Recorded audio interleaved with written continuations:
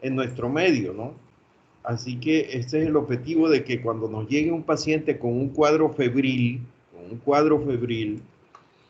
indudablemente tengamos en cuenta a este personaje de Quino, Mafalda, ¿no? Y es así que MA, malaria, FA, fiebre amarilla o fiebre tifoidea, haciendo la salvedad de que ya prácticamente la fiebre amarilla está desterrada, ¿sí? Está controlada, ¿no? La L, leptospirosis, D, dengue, A, arenavirus, la C, el virus del chikungunya, la H, la hepatitis, sobre todo pues la hepatitis B y el antivirus. Así que aquí se escapa un virus que es el Zika, pero de todos modos pues es importante que ustedes sepan todo esto. Entonces, cuando un paciente le llegue con un cuadro febril de una zona endémica, aplica la nemotecnia y es supremamente interesante la patología que nos van a dar. Y, por ejemplo, para nuestro departamento, las zonas endémicas para paludismo, pues el Alto Sinú, el San Jorge, en la costa, la Sierra del Perijá, en los límites con Venezuela. Y así sucesivamente, que tengamos en cuenta toda esta serie de situaciones. La enfermedad de Chagas, por ejemplo, es muy endémica. De Chagas no, perdón. La leishmaniasis visceral, muy frecuente en la zona de Cerro Vidales, en la zona de Tuchín, por allá de esas partes. De modo que es importante que tengamos en cuenta esto. Vamos a hablar de una patología febril, es el dengue, ¿ya? Quiero ser puntual con esto porque hay poco conocimiento de cómo debemos hacer el abordaje y además de esto, tener en cuenta que hay situaciones en las cuales podemos hacer el diagnóstico tempranamente. Bien, esta es la inmunopatogénesis del dengue. Miren la particularidad y la cualidad que tiene el dengue, que altera indudablemente la inmunidad tumoral y la inmunidad celular, ¿sí? Entonces, tiene una dualidad en forma tal de que afecta el aspecto inmunológico, tanto mediado por anticuerpos como los que son mediados por células, o sea, la inmunidad humoral y la inmunidad celular. Esto es importante que lo tengamos en cuenta para que ustedes vean lo severo y lo grave y mortal que en ocasiones se puede dar con esto.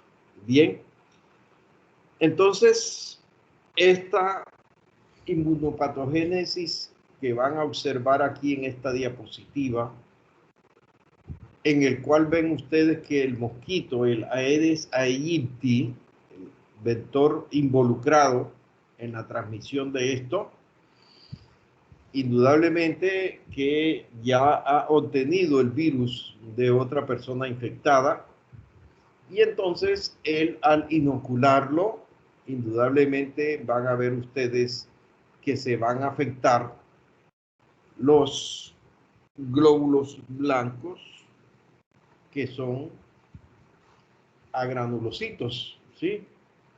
Entonces, allí se afecta ese inmunocomplejo virus con anticuerpo, afecta al monocito, ¿sí?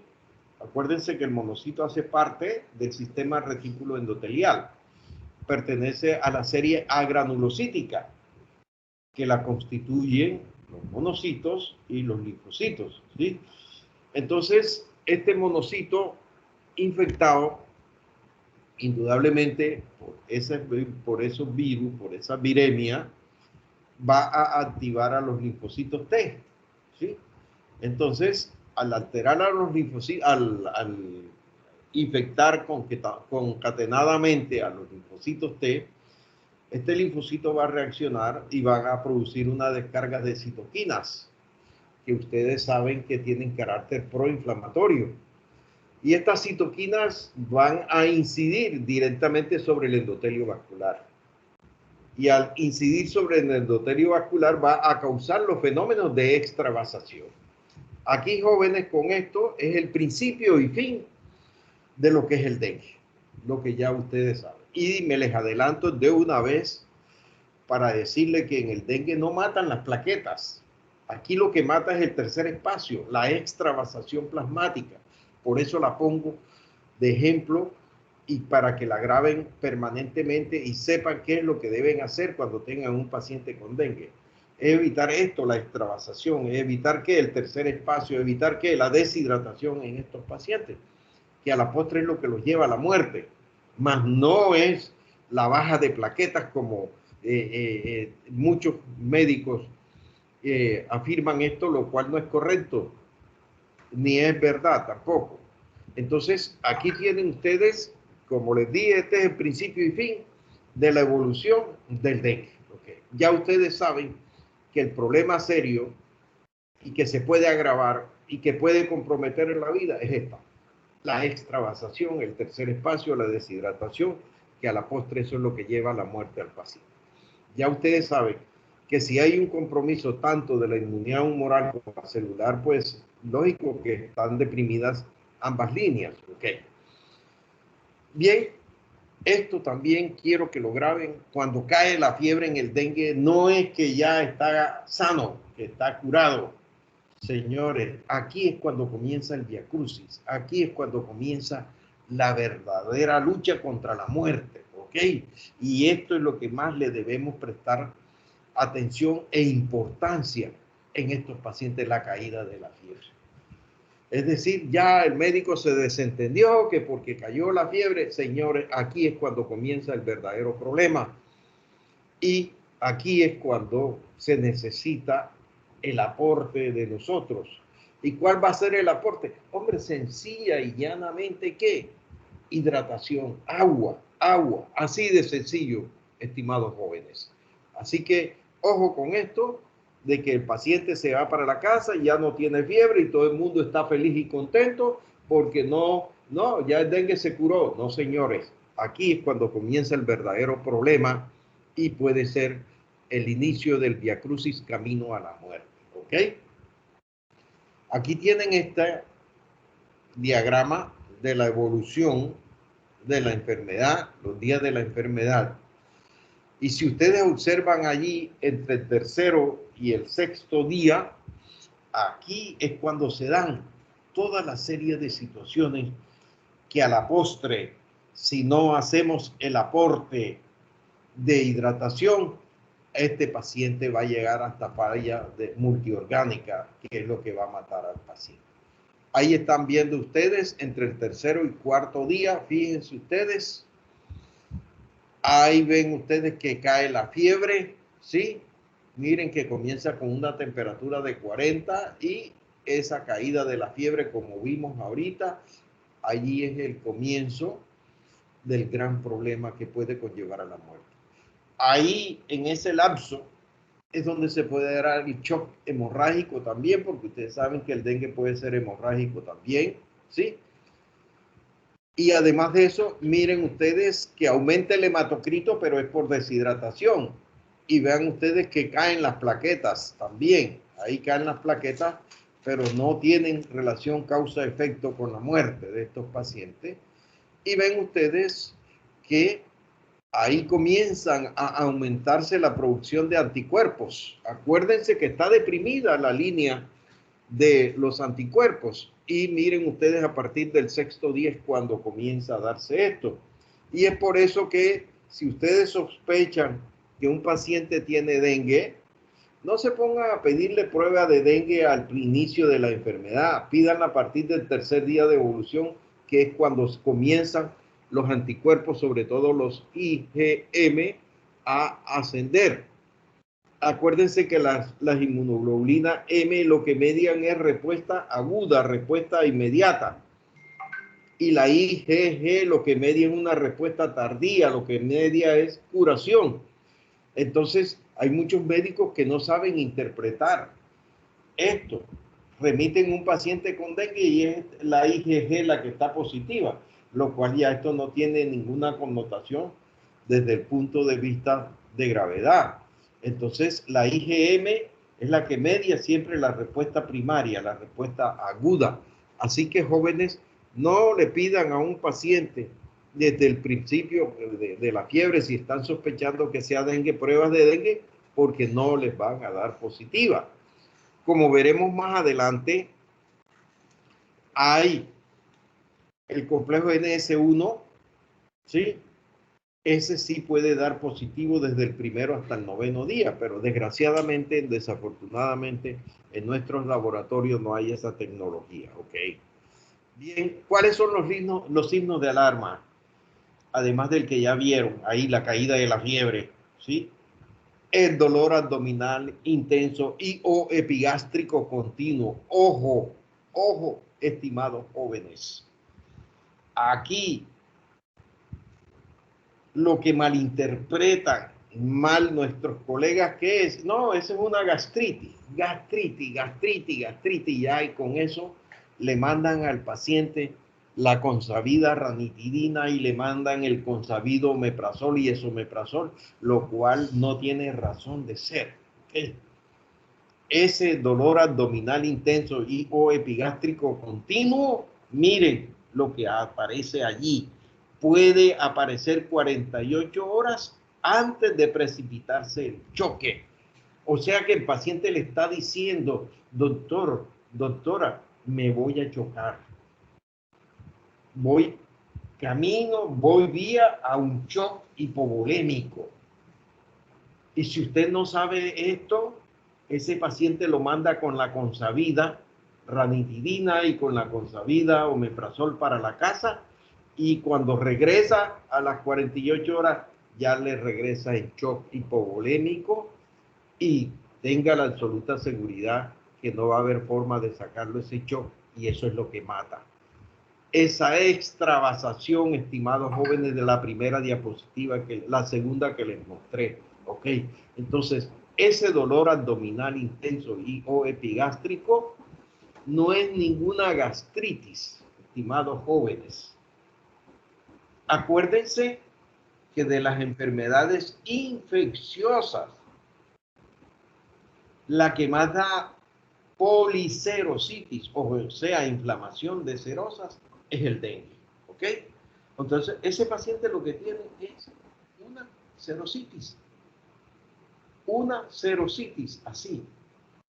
En estos pacientes podemos encontrar derrame pericárdico, podemos encontrar derrame pleural, podemos encontrar derrame articular, podemos encontrar derrame peritoneal, producto de esta policerositis, estimados jóvenes. Así que este signo de alarma es predominante. Ese paciente no lo mande para la casa. Ese paciente, si lo ves en la casa, mándalo para el hospital. Y si está en el hospital, no lo mandes para la casa. Hidrátalo. Eso es lo que tienes que hacer, sencilla y llanamente, más nada. Hidratación, para evitar que te llegue al choque que lo va a llevar a la muerte. Entonces, ahí tienen esos signos de alarma. La caída de la fiebre, el dolor epigástrico. Eso no es ninguna gastritis, te lo repito nuevamente y les insisto, porque esto es el error que se ve grandemente en nuestros colegas con relación a esto. Aquí el dúo dengue que les decía, el NS1 complejo antígeno anticuerpo, esta prueba la puedes pedir desde el primer día. Esta sí la puedes pedir desde el primer día para el diagnóstico del dengue.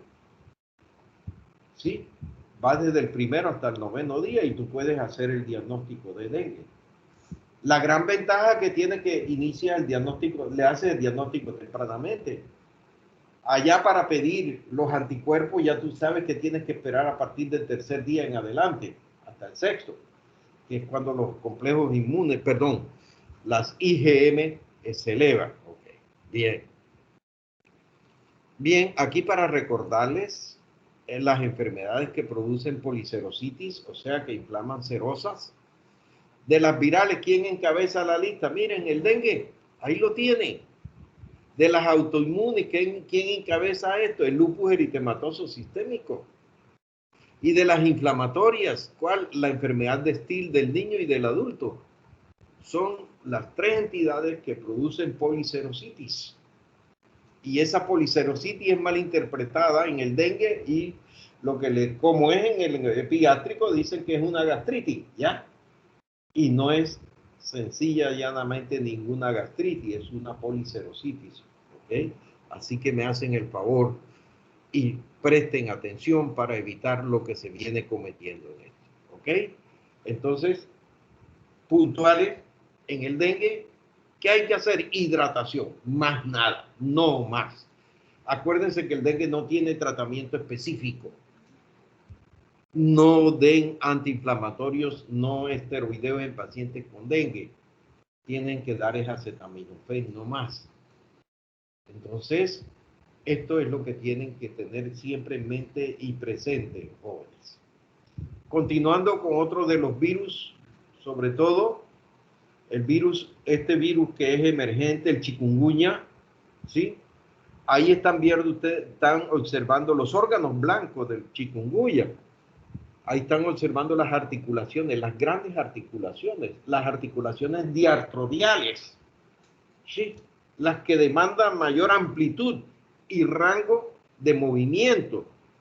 Pero quiero hacer énfasis en la unión cráneo-cervical, que esto es lo más dramático en estos pacientes, cuando está comprometida la unión cráneo-cervical. Estos pacientes tienen una cefalea y tienen una cervicalgia supremamente dramática. Se desesperan. Hay algunos que dicen que quisieran tener la cabeza mocha para evitar esta dolencia tan severa. Sí, esto es lo que quiero resaltar aquí. Y esta es la entidad que puede dejar como secuelas hasta 3 meses pueden persistir las artritis y las artralgias en el chikungunya, y hay algunos pacientes que pueden evolucionar a artritis reumatoide.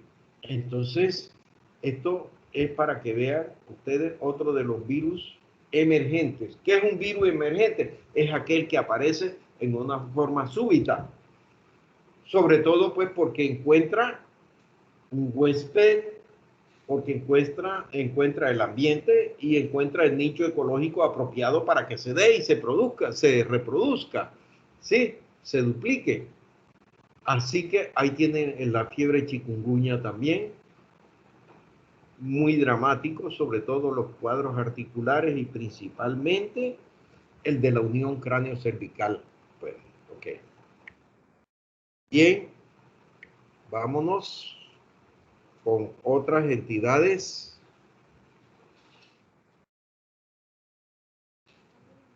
Sí,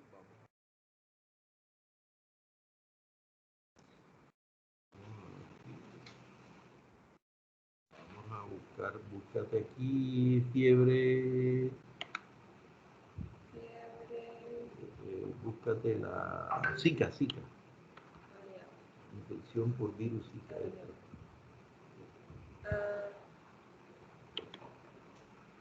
Bien. ¿La pueden ver? No. ¿Y ahora? Sí, ya. Ahora sí, ahora sí. Bueno, otro virus emergente es el virus Zika. Ya ustedes saben que el mismo vector es Aedes aegyptis, ¿sí? Este virus emergente, ahí lo tienen. Faldas, aquí les actualicé, incluyendo el Zika virus. Entonces, observen que el mosquito, este Aedes aegyptis, es supremamente débil con las alturas. Hasta los 2000 metros de altura, él puede poner sus huevos y pueden eclosionarlos, pero fíjense ya en alturas mayor de 2000 metros, ahí no se da esta enfermedad, a menos que esté en clima caliente y se vaya para la zona, pero así que te lo tengan en cuenta. Entonces, esa es la característica del virus, del vector de la Aedes aegyptis.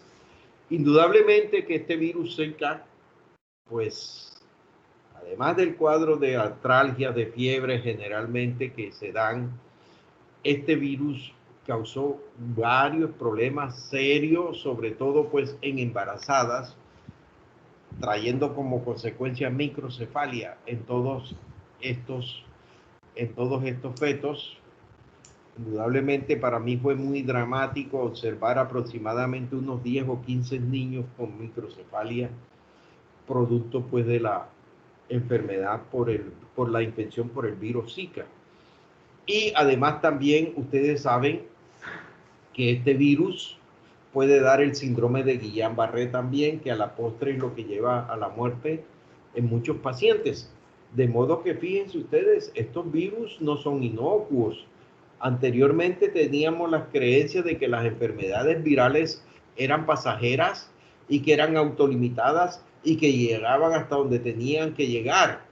No, indudablemente pues están haciendo mucho daño. ¿Para qué decirle lo que estamos viviendo, la humillación que estamos viviendo hoy día? Nos tiene arrodillado el virus del coronavirus, ¿sí?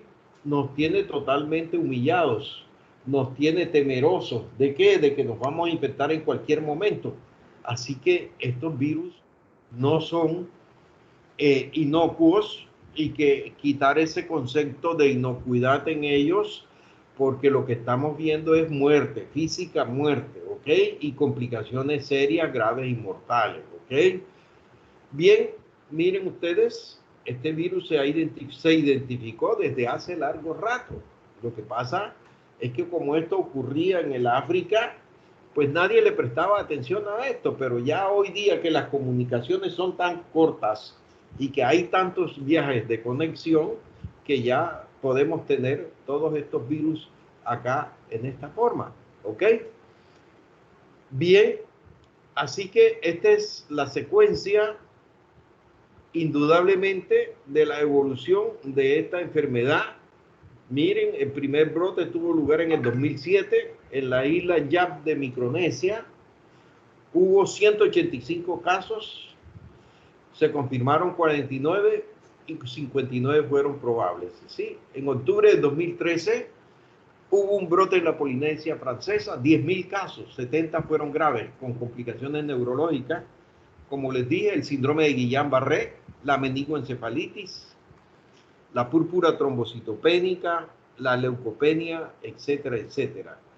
Es importante que tengan bien clarítico esto. Los virus deprimen la médula ósea y por tanto hay leucopenias. Entonces no es que el dengue, a usted apenas venga, vea la leucopenia y esto ya es dengue. No, señores, la gran mayoría de todos los virus producen leucopenia y producen trombocitopenia por la mielotoxicidad que se da. Así que quítense de la cabeza ese tema también de la leucopenia y de la trombocitopenia, que es dengue. No. ¿Cuántos pacientes no hemos visto con leucopenia y trombocitopenia que son sencilla y llanamente leucemias? Y varios jóvenes han muerto en esta condición, ¿ok?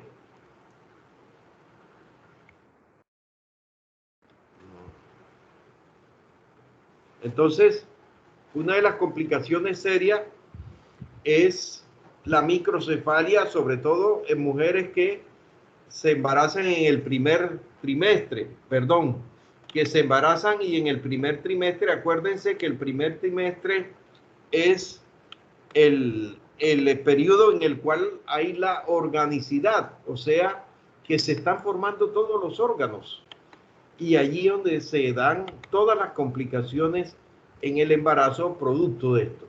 Hay otra serie de virus, bien, ven la diapositiva. Se observa la diapositiva. ¿Sí?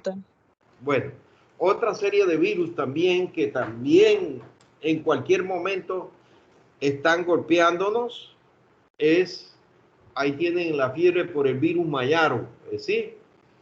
Este virus Mayaro también pertenece a los arbovirus y está estrechamente relacionado con la fiebre chikungunya también.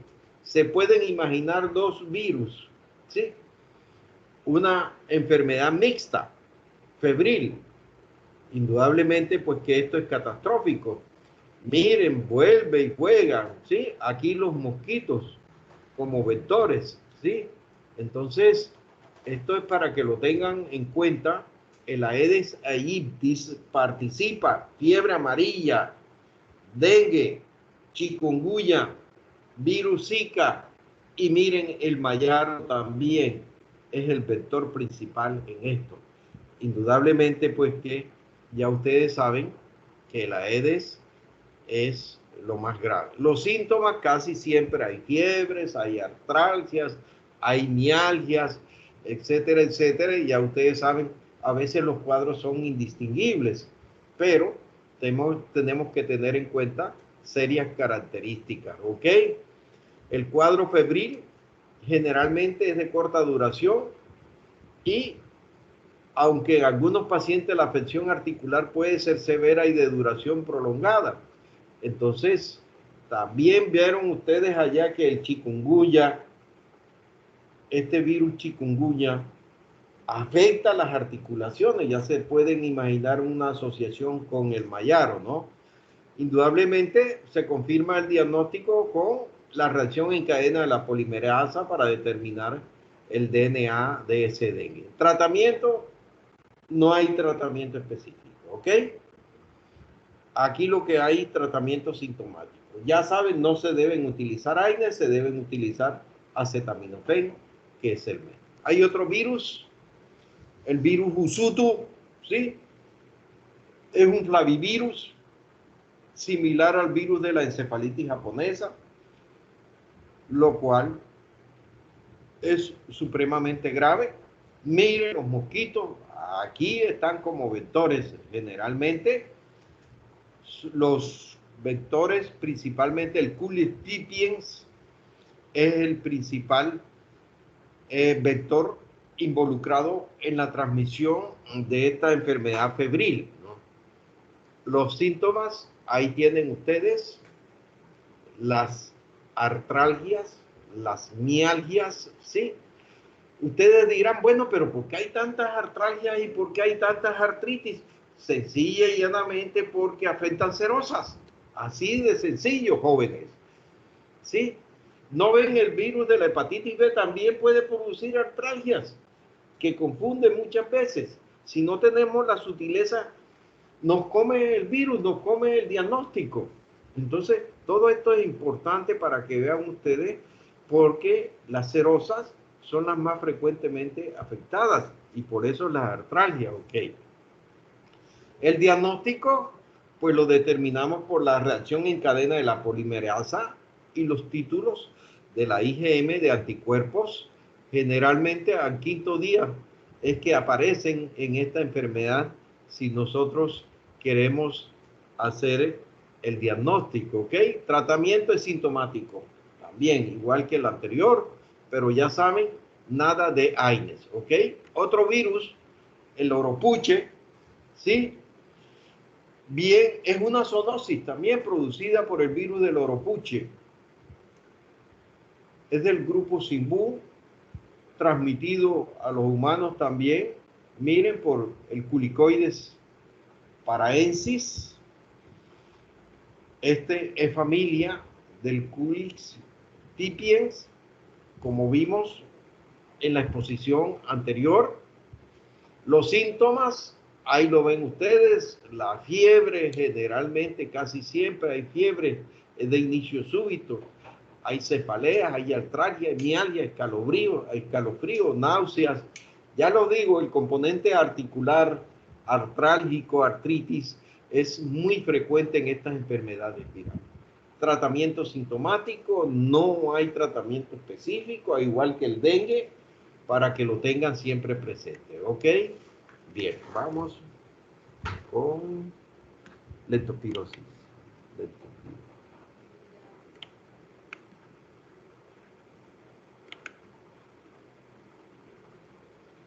Bueno, jóvenes, ¿ven la diapositiva? Sí, señor. Bueno, entonces vamos a hablar hoy día de una patología que es muy frecuente en nuestro medio. Sí, indudablemente que es la leptospirosis. Acuérdense que las ratas de 4 patas indudablemente transmiten muchas enfermedades. Fíjense, ahí está la fiebre por mordedura de rata. Las vemos muy frecuentemente en nuestro medio.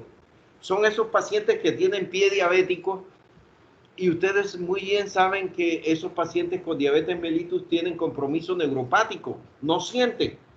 Llega el ratón y le ruye el hueso, le ruye atraído por el olor de la necrosis, de la gangrena, llega y le ruye a los pacientes el hueso y esa carne que está podrida allí.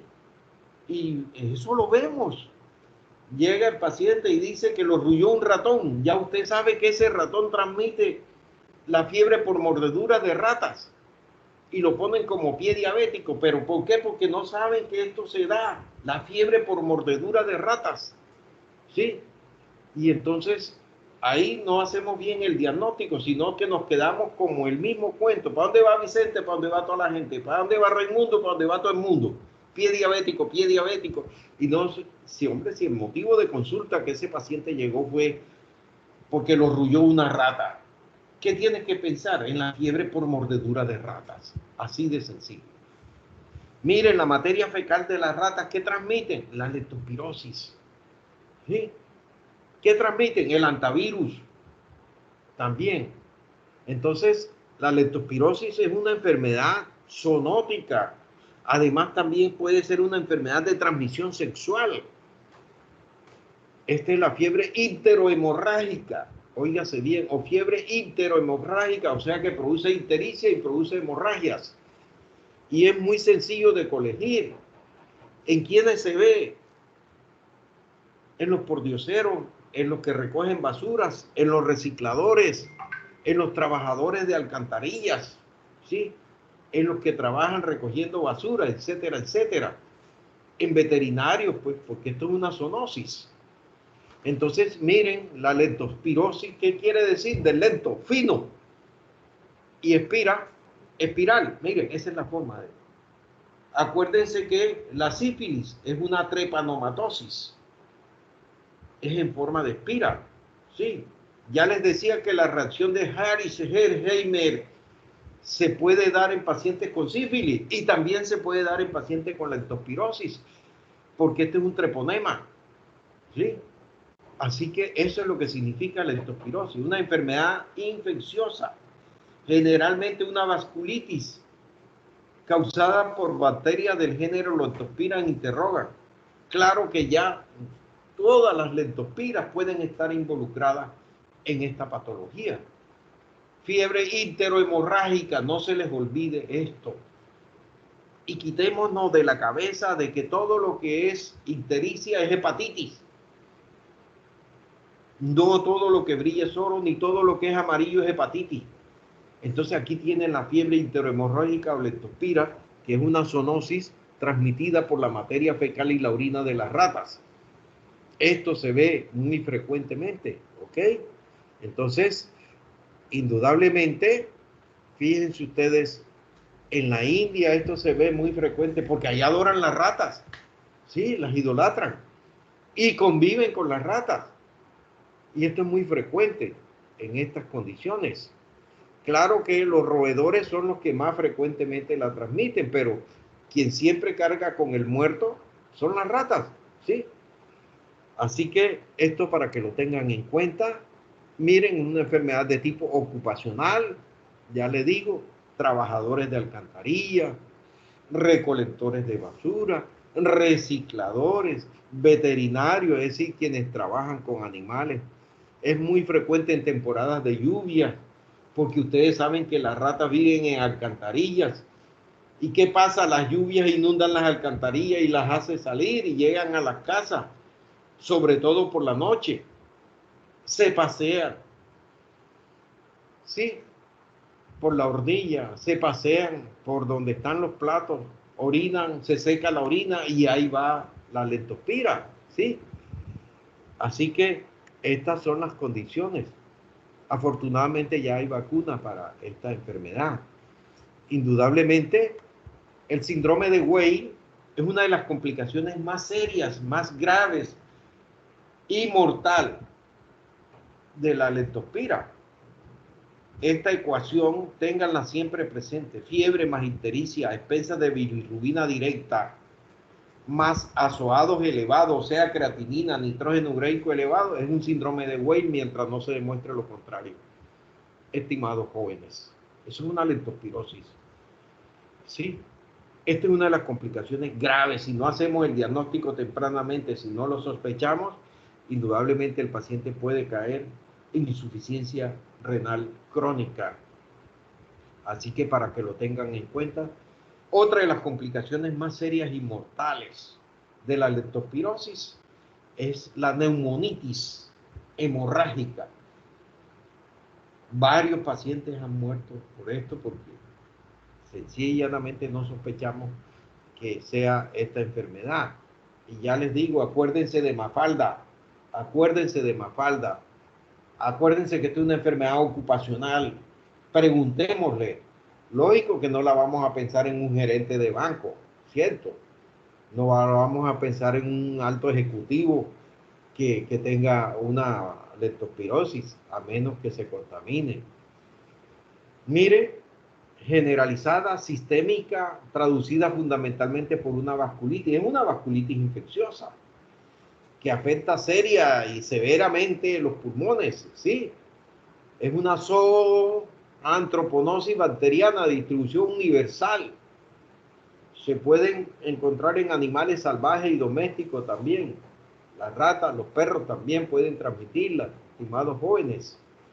Miren, todo va a incidir sobre el hombre, ¿ya? Es una espiroqueta, como vieron por la forma, ¿sí?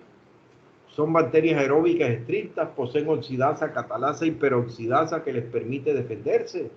Ahí la tienen en campo oscuro, una leptospira, ¿sí? Ahí la tienen. Esa es la icterohemorrágica. En un frotis. Ahí tienen ustedes un campo en el cual se observan las leptospiras, ¿sí? La gran movilidad y finura le facilita la invasión del sistema nervioso central. O sea que puede producir meningitis aséptica. Ojo, cuando haya una meningitis aséptica en nuestro medio, lo primero que tenemos que pensar es en una leptospirosis, estimados jóvenes, y no retardar el tratamiento. Y miren que el tratamiento efectivo es la penicilina. Acuérdense, penicilina sódica, que es la que penetra la barrera hematoencefálica. La benzatínica no penetra, es de depósito. Entonces, la leptospirosis tiene un tratamiento muy sencillo. Lo que no es sencillo o lo que retarda el diagnóstico es que no la pensemos. Pero ya saben ustedes que esta enfermedad existe y se da. Ojo, en el ojo produce conjuntivitis, uveitis, tireociclitis.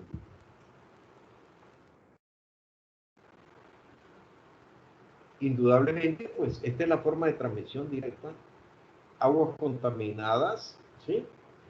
Aguas de represa, etcétera, etcétera, lo que se puede dar, los terrenos húmedos, aguas estancadas. Miren, arrozales, trabajadores de arroz. Ustedes saben que en la India siembran mucho arroz, hay muchos arrozales, hay bastantes ratas, ¿sí? Por eso te le digo, esto es muy frecuente. Puede dar un cuadro clínico muy similar a una neumonía. Así que ya les dije, lo que mata generalmente es la neumonitis hemorrágica en estos pacientes. Ahí lo tienen la ictericia. Por eso se la llama la fiebre icterohemorrágica, ¿sí? La leptospirosis. Y el síndrome de Weil, que es la complicación más grave y mortal generalmente en esto. ¿Okay? Así que, mis estimados jóvenes, vean ustedes que es una bacteria que afecta severamente al ser humano, es una zoonosis transmitida por ratones, ¿ok? Ahí tienen ustedes la rata de 4 patas orinando, defecando, y miren que se puede adquirir también por vía inhalatoria, ¿no? Pero lo que más vemos generalmente es la contaminación por alimentos. Indudablemente en Suiza hubo un caso muy dramático de una quinceañera que se murió, y ustedes saben que allá la salud eso es sagrada, y no supieron de qué se murió. Le hicieron autopsia y encontraron que fue una leptospirosis. Y comenzaron a investigar, a indagar y cómo adquirió esta enfermedad esta joven. Sencilla y llanamente la joven el fin de semana se compró unas gaseosas y allá los enlatados, estos no tienen protectores de aluminio. Y entonces fueron y visitaron las bodegas del almacén y tomaron muestras de las tapas de los sellos y encontraron que había leptospira. Indudablemente, ya ustedes saben que esos enlatados no les pasen la toallita, no les pasen la servilleta, eso hay que lavar, ¿ok? Por eso ven ustedes que hay algunos que les ponen un protector de aluminio, ¿sí? Precisamente para eso, para evitar que las ratas se orinen y contaminen y que la persona destapa la gaseosa o la cerveza y por allí la puede adquirir. Entonces, estas son formas de transmisión. En la misma casa, como ellas se pasean en la noche y si quedan platos por allí, si quedan cucharas, esas personas van a utilizar esa cuchara y es una forma de transmisión también. Acuérdense que quien visita de noche son las ratas y las cucarachas. Así que para que lo tengan en cuenta también, ¿ok? Miren, el compromiso pulmonar es el más serio, causa una neumonitis intersticial, neumonitis hemorrágica. No se me olvida el caso de una señora esposa de un visitador médico que tuvo una leptospirosis y murió por una neumonitis hemorrágica. También me acuerdo de la hija que fue alumna nuestra también, que revisamos. Me acuerdo que cuando presenté precisamente esta charla, ella se puso a llorar, pero nadie sabía por qué estaba llorando. Después fue que nos comunicó, nos comentó de que la mamá había muerto precisamente por una. Así que jóvenes, tengamos en cuenta todo esto, todas las manifestaciones que pueden dar la leptospirosis, así que lo tengan en cuenta. Casi siempre se asocia con razones ocupacionales, ¿ok? Las complicaciones, miren, hemorrágicas es la que lleva a la muerte, o la meningitis aséptica si no la diagnosticamos tempranamente. Por eso yo siempre, cuando estaba en el hospital, toda meningitis aséptica, pónganmele penicilina como profiláctica, porque puede haber una leptospira, porque no teníamos la forma, los medios de hacer el documento de hacer el diagnóstico, porque teníamos que hacerlo en el ICA, y eso nos demoraba hasta 10 días de aquí que viniera el resultado, ya el paciente se había muerto o algo de esto. Total que ya implementé eso como norma en el servicio de medicina interna, ¿ok? Ahí tienen al dengue, las diagnóstico diferencial, ahí tienen ustedes todos estos, la fiebre amarilla, la malaria, las hepatitis virales, etcétera, etcétera.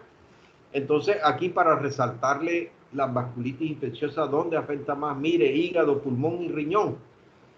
Así que, para que lo tengan en cuenta, mortal, cuando no se trata a tiempo, ¿ok? Titulación de anticuerpos, IgM, IgG, etcétera, etcétera. Vámonos.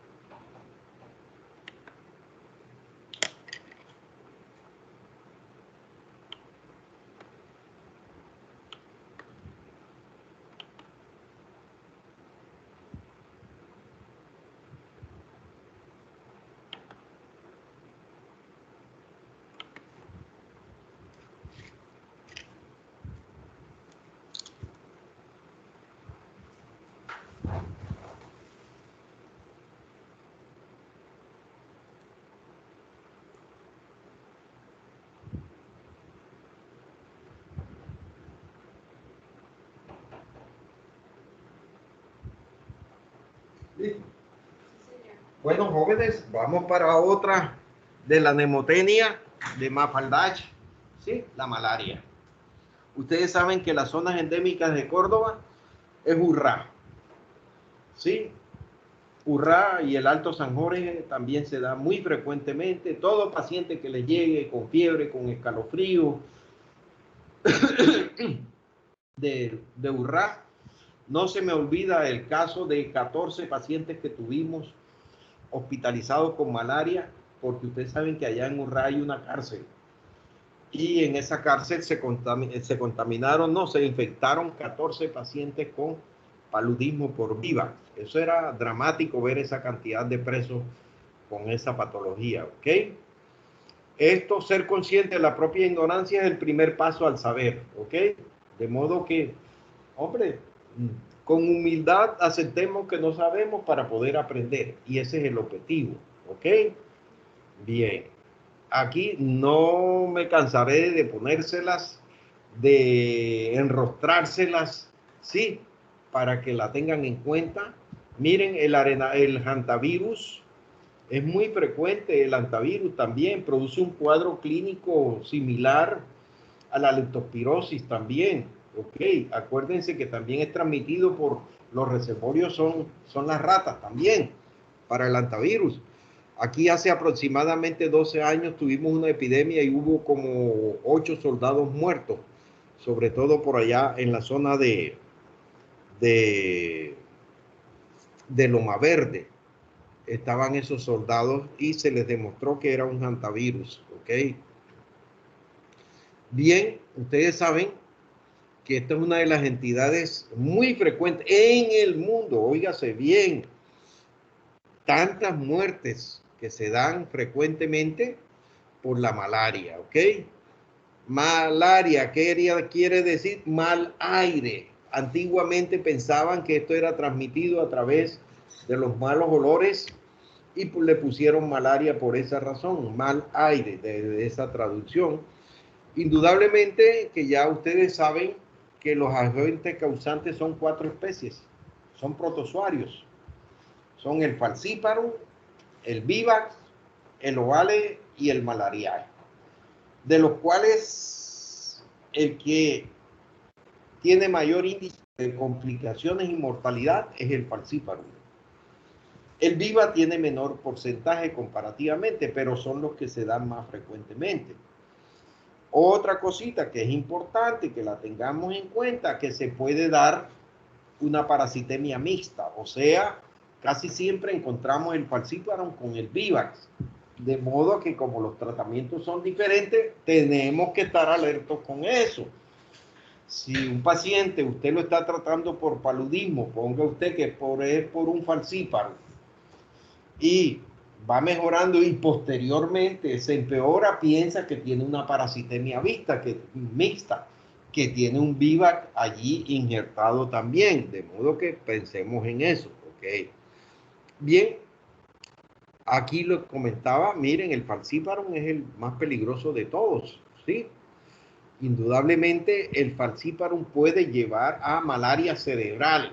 Es decir, todo paciente con malaria que ustedes tengan que comience a presentar alteraciones, no solo del sensorio, sino alteraciones mentales, ojo, que puede estar allí una malaria cerebral. ¿Ok? No se me olvida el caso de un cura que fue remitido y me llegó a las 2 de la mañana, un curita que tenía un paludismo por vivax. Este paciente tenía vómitos y para el vómito le dieron la metoclopramida, que es el Placil. Y este paciente a los 10 minutos después se le salió la lengua, no podía meter la lengua, ¿sí? Y lo remitieron como un paludismo cerebral. Óigase bien, paludismo cerebral. Y sencilla y llanamente, mis estimados jovencitos,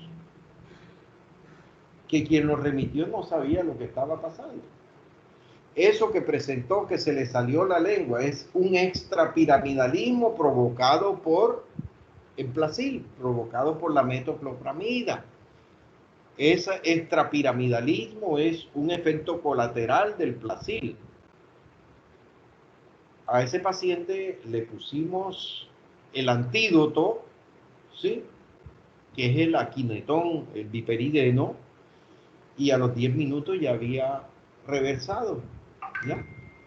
Y lo mandamos ya con su boca, perdón, con su lengua dentro de la boca para su zona y que siguiera el tratamiento del paludismo por viva. Eso no era ningún falcíparo. Entonces, ojo con esto, estimados jóvenes, tengan en cuenta los efectos colaterales también de los fármacos también. Acuérdense que los antimaláricos también pueden producir hipoglicemia también, jóvenes. Y que la hipoglicemia también puede ser una complicación grave en el paludismo porque hay destrucción del hígado, ¿sí? Ustedes saben que ahí se lleva el proceso de la gluconeogénesis y de la glucogenólisis. Y estos pacientes pueden hacer hipoglicemias. Uno, por la enfermedad y dos, por los antimaláricos. Así que hay que tener en cuenta toda esta serie de situaciones y hechos, mis estimados jóvenes, ¿ok? El modo de transmisión, ustedes saben, la picadura de la hembra del Anopheles, ¿sí? Indudablemente, otras formas es transfusiones, ¿sí? Transfusiones, por eso ya ustedes ven que para transfundir a un paciente se le hacen múltiples pruebas al donante, ¿no? Para ver si tiene alguna de estas enfermedades, leishmaniasis, eh, paludismo, leptospirosis, etcétera, etcétera, sífilis, VIH, hepatitis B, etcétera, etcétera, ok. El periodo de incubación, fíjense, casi siempre va de 1 a 2 semanas, ¿sí? Y son equiparables entre los distintos grupos de ellos, ¿ok? Entonces, indudablemente, aquí tienen los factores que modifican el periodo de incubación, la automedicación, las transfusiones, el estado de inmunidad, etcétera, etcétera. ¿Ok? Bien, ¿cuál es la característica de la malaria? Que hay fiebre, hay escalofríos, hay vómitos, predomina el cuadro de vómitos. A estos pacientes no les para nada en la boca, perdón, en el estómago. Indudablemente, como veremos más adelante, la forma de diagnosticarlo es por la gota gruesa. La gota gruesa o hemoparásito nos va a permitir identificar OE. Entonces, aquí tienen la forma de transmisibilidad del mosquito al hombre y del hombre al mosquito, ¿no? Entonces, miren, el hombre le transmite gametocitos al mosquito. Y el mosquito le transmite al hombre, ¿qué? Los esporozoitos. Entonces, para que lo tengan en cuenta, ¿ok? Así que los esporozoitos, formas móviles de los parásitos de malaria, son infectivos para los humanos al ser inoculados por la hembra del Anopheles, que ustedes saben que es la involucrada en esto, ¿ok? Y los esporozoitos tienen la particularidad de que son hepatotrópicos, ¿no? Los esquizontes, indudablemente, son los que hacen parte del proceso de esquizogonía y además de eso, se dividen en forma, quiero referirme a los gametocitos, es importante. Miren ustedes, cuando usted pide una gota gruesa, allí le informan la forma parasitaria que está involucrada. Y además le dice la cantidad que hay circulando. Ojo con esto, los gametocitos no rompen los eritrocitos y por lo tanto no producen síntomas, ¿ok? Los gametocitos son infectantes para el mosquito, pero quiero observarles lo siguiente. La presencia de gametocitos no necesariamente quiere decir que el paciente tenga paludismo. ¿Ok? Entonces, mucho cuidado con eso. Los gametocitos no quiere decir que haya enfermedad. Los esquizontes, cuando ustedes le informen esquizontes, prepárese porque estos son un signo inequívoco de gravedad, de complicación y de alto índice de mortalidad. ¿Ok? Así que estas formas del parásito son importantes que las informe el laboratorio. Les recalco nuevamente, los gametocitos pueden persistir en sangre periférica por 6 a 8 semanas sin que el paciente tenga la enfermedad, ¿ok? Entonces, no me calumnie, por favor, cuando le llegue el informe que hay gametocitos, que la gota gruesa está positiva, pero que hay gametocitos. Ese paciente no tiene la enfermedad, ¿ok? Entonces, por eso me preocupa que sepan interpretar bien los exámenes de laboratorio. No es que está alto, que está bajo, que está presente o no está presente, no. Esto es importante. Ya vieron que los esquizontes sí son de mal pronóstico, ¿ok? Los hipnozoitos. Estos son los que van a dar origen a las recaídas. Es decir, como vieron, el Vivax puede dar recaídas. Usted trata a un paciente con Vivax y lo puede tener de vuelta al mes. Sobre todo pues porque no le trataron los hipnozoitos, que son los responsables de las recaídas, tanto en el Vivax como en el Ovale, ¿ok? Los merozoitos, indudablemente, son los que invaden los glóbulos rojos y estos destruyen, ¿ok? Estos producen hemólisis. Aquí para resumirle, ¿ok? Gametocito es la forma infectante, pero para el mosquito. Su presencia no quiere decir que haya enfermedad. Ya vieron que pueden persistir por 6 a 8 semanas. Los esporozoitos es la forma infectante para el humano. Es decir, la que le inocula el mosquito.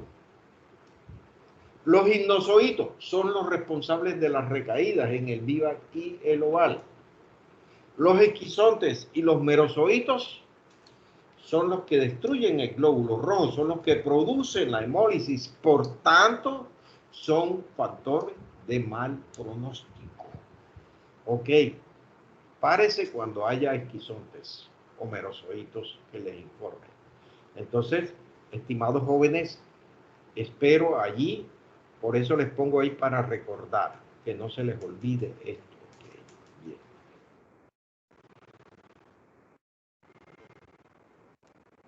La fiebre biliosa hemoglobinúrica es una de las complicaciones graves y mortales de los pacientes con malaria por falciparum, sobre todo cuando estos pacientes tienen deficiencia de glucosa 6-fosfato deshidrogenasa.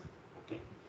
Y miren cuál es la característica de esta fiebre biliosa hemoglobinúrica, que la orina es negra. La orina es negra. Usted en un paciente que tenga paludismo y la orina esté negra, jóvenes, metan su cabeza en una guillotina y diga, este paciente tiene una fiebre biliosa hemoglobinúrica, y meta a este paciente a cuidados intensivos, y a lo sumo este paciente tiene un déficit de glucosa 6-fosfato deshidrogenasa. ¿Ok?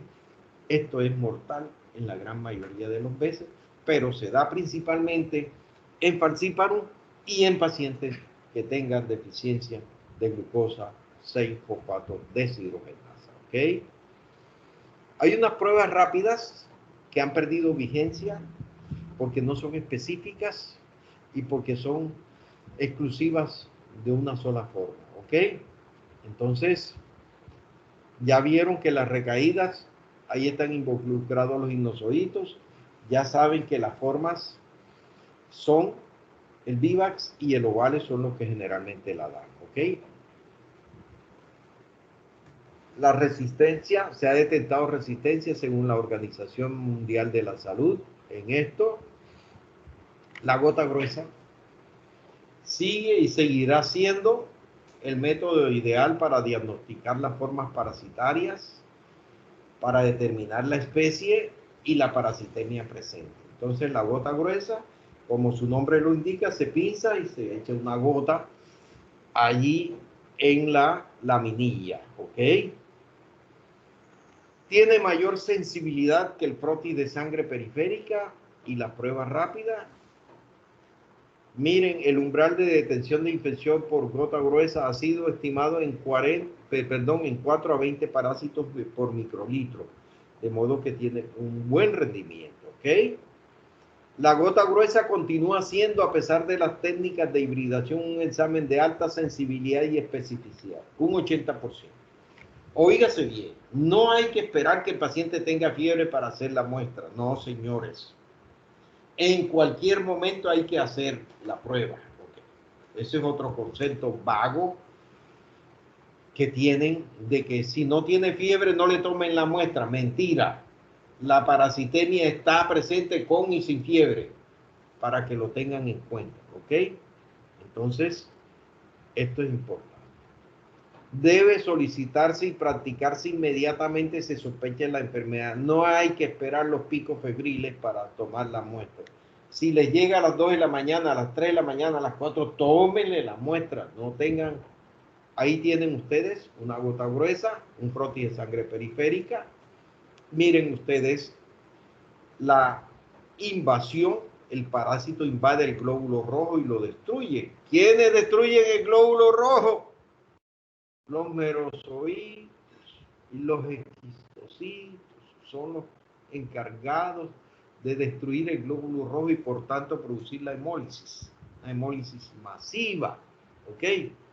Hay una entidad que produce un cuadro clínico similar a la malaria, indistinguible clínicamente. ¿Ok?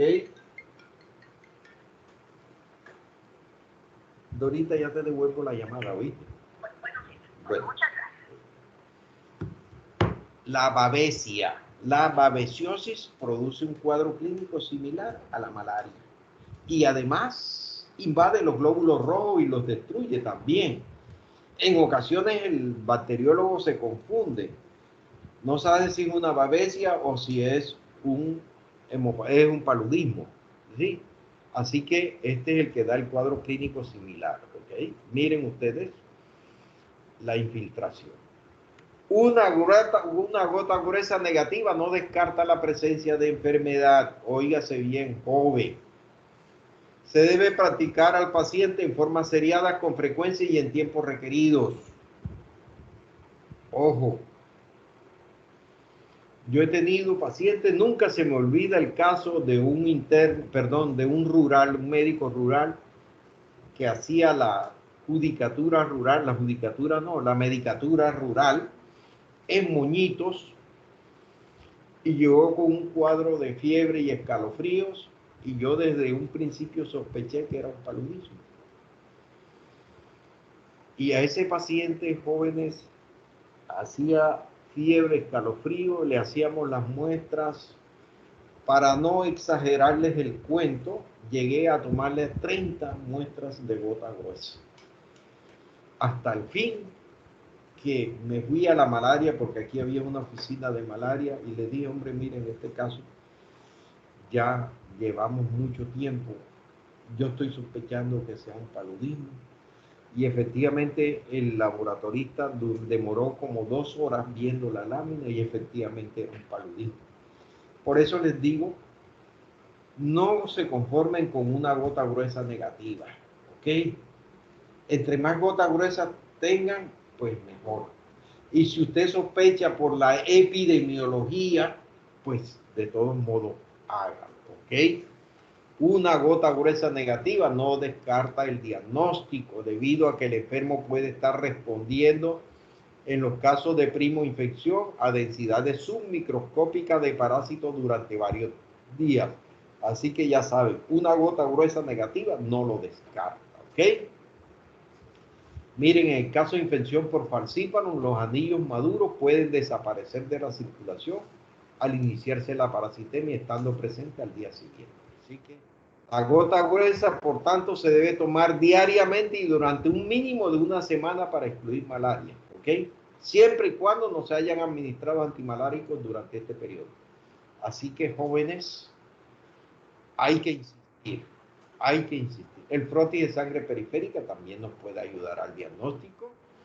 El estilo del extendido es un método complementario, pero no debe ser el único. La sensibilidad, miren, es del 30%. Pruebas rápidas no se las doy porque ya no se usan, ¿ok? Era la PRD, una proteína rígida en histidina, solamente detecta de falciparum, de modo que no sirve para los diagnósticos de los otros. El laboratorio que debe informar la clase de plasmodio, las formas parasitarias presentes y el número de parásitos por metro cúbico, ¿ok? Milímetro cúbico. En el falciparum se deben informar las formas parasitarias, ¿sí? Entre las formas acentuadas anillo y la forma acentuada los gametocitos. Ya saben que los gametocitos no significa enfermedad, ¿ok? El VIVA no es necesario informar la forma parasitaria, ya que no hay diferencia en el tiempo de aparición en la sangre periférica entre la parasitemia asexuada y asexuada, ¿ok? Bien, miren, 200 campos se deben leer por lo menos en una buena gota gruesa. No es coger y pasarlo y ya, no, esto hay que dedicarle tiempo y paciencia para poder observar, ¿ok? Bien, ahí tienen ustedes los periodos, las características entre el vivac y el falciparum, que son los más frecuentes. ¿Cuáles son los indicadores de mal pronóstico? Ahí los tienen. Para el falciparum, pues, altas parasitemias mayores de 50.000, esquizontes, como se los había dicho, circulantes, más que todo en falciparum, y el paludismo mixto, que ya ustedes saben que son los frecuentes, el vivax y el malaria, ¿ok? La malaria cerebral, ojo para que la tengan siempre presente, ¿ok? Ya saben, cualquier alteración del sensorio mental, el paciente, mucho cuidado, ¿ok? La malaria cerebral. Malaria cerebral se puede presentar cambios de conducta, obnubilación, delirio, espasticidad, hiperreflexia, Babinski, disartria, trismo, opístoto, convulsiones. Ojo, paciente que le haga estas manifestaciones y tenga un paludismo, piensen en un paludismo cerebral, ¿ok? Ahí están viendo la falla renal, las alteraciones hidroelectrolíticas, los vómitos, diarrea, la hipoglicemia, alteración de la conciencia seguida por un síndrome confusional, movimientos anormales y aún cambios agudos de la personalidad. Ojo, una malaria cerebral, ¿ok? Cualquier manifestación de disfunción cerebral en un paciente con malaria comprobada, mientras no se demuestre lo contrario, es una malaria cerebral, ¿ok? Las hemoglobinopatías, principalmente la AS, o sea, el rango falciforme, tienen protección contra el falciparum, en el sentido en que en áreas endémicas la frecuencia de infección es menor, la densidad de la parasitemia es baja y la complicación y muerte es rara en estos pacientes. ¿Por qué? Porque hay una alteración de la hemoglobina. Y ustedes saben que el falciparum afecta al glóbulo rojo, ¿sí? Entonces, como el glóbulo rojo de estos pacientes con rango falciforme es deforme, pues no tiene mucha oxigenación y no es campo para que proliferen el falciparum, ¿ok? Bien, tratamiento.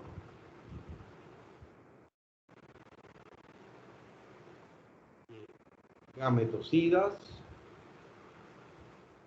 drogas antimaláricas, aquí las tienen, ¿ok?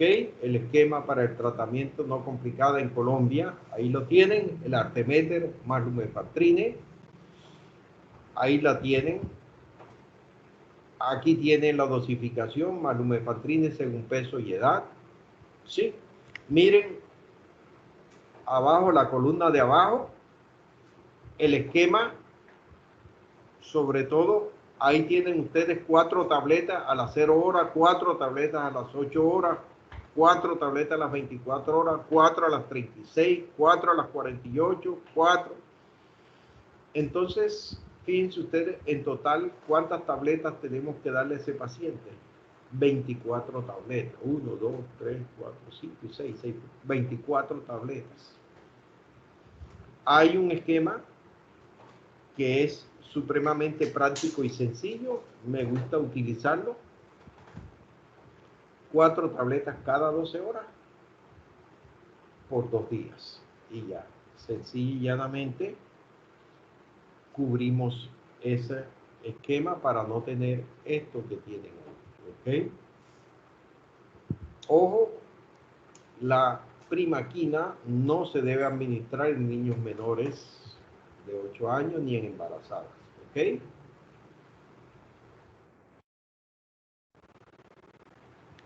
Aquí el esquema que les decía para evitarse a las 0, a las 6, porque eso se olvida y uno a las 3 o 2 de la mañana que esté viendo un paciente no se va a acordar cuánto. Sencillo y llanamente 4 tabletas 2 veces al día por 3 días ya. Así de sencillo y le das las 24 tabletas. ¿Ok? Y lo proteges. Esto es para el falcíparo, ¿no? Para el Vivax, la droga de elección es la cloroquina, que es el Aralen.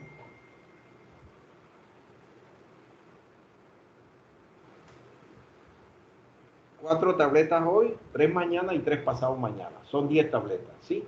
En vez de darle las 10 tabletas juntas, porque esos pacientes vomitan mucho. Entonces, 4 hoy, 3 mañana y 3 pasado mañana. 4 y 3, 7 y 3, 10 tabletas, ¿ok? Así que ese esquema es práctico y sencillo, ¿ok? La cloroquina, bien, artemether más lumefantrina, 6 dosis, 2 veces al día por 3 días. En caso de malaria mixta, no complicada, o sea, que sea Vivax y falcíparo.